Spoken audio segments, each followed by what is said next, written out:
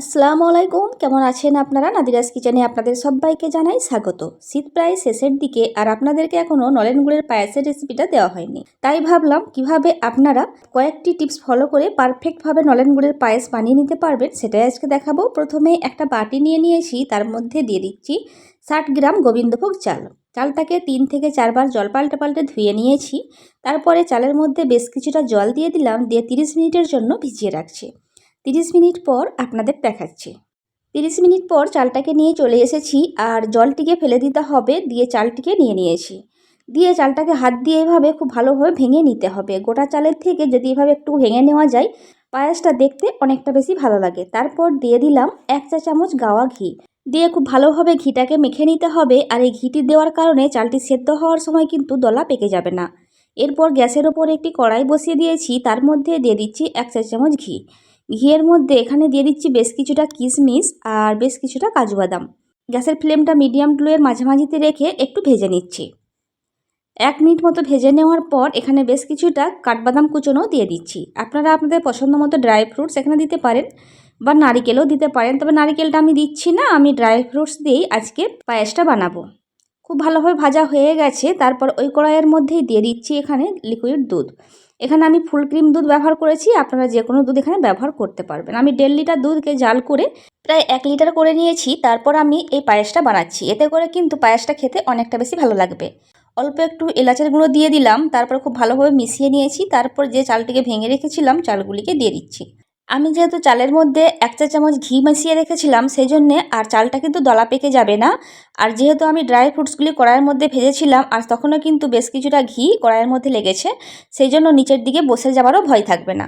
তো এইভাবে খুব ভালোভাবে চালটিকে মিশিয়ে নিচ্ছি। দিয়ে খুব ভালোভাবে মেশানোর পর 5 মিনিটের জন্য গ্যাসের ফ্লেম কম করে দিয়ে ঢেকে রাখছি। আমার রেসিপি যদি আপনাদের ভালো লেগে থাকে, আপনারা ইউটিউব থেকে দেখে থাকলে আমার চ্যানেলটি সাবস্ক্রাইব করতে পারেন। আর ফেসবুক থেকে দেখে থাকলে আমার পেজটিকে ফলো করতে পারেন। সম্ভব হলে আত্মীয় পরিজনদের মধ্যে আমার রেসিপিগুলি শেয়ার করতে পারেন। এইভাবে আমি প্রায় 20 মিনিট মতো জাল করে নিয়েছি। আর তারপর দেখুন ঘনত্বটা ঠিক এরকম হয়েছে। চালগুলি কিন্তু খুব ভালোভাবে সেদ্ধও হয়ে গেছে। অল্প একটু লবণ দিয়ে দিলাম, লবণটা সম্পূর্ণ অপশনাল, তবে মিষ্টির সাথে একটু লবণ দিলে কিন্তু খেতে ভালো লাগে। দিয়ে খুব ভালোভাবে মিশিয়ে নিচ্ছি। তারপর এখানে দিয়ে দিচ্ছি ড্রাই ফ্রুটস।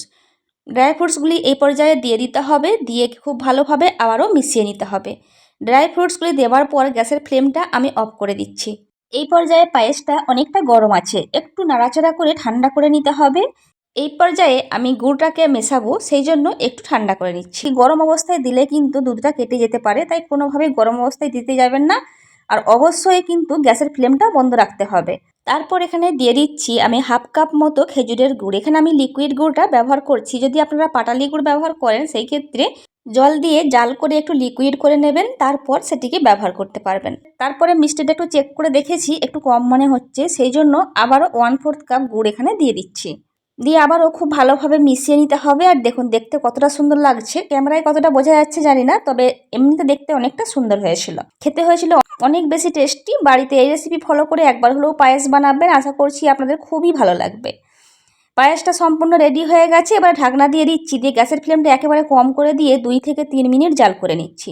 3 মিনিট মতো জাল করে নিয়েছিলাম, তারপর 5 মিনিট রেস্টে রেখেছিলাম, তারপর নিয়ে চলে এসেছি। আর দেখুন মার্শাল্লাহ দেখতে কতটা সুন্দর হয়েছে আর কতটা গাঢ় হয়েছে, আর খেতে হয়েছিল কিন্তু অনেক বেশি টেস্টি।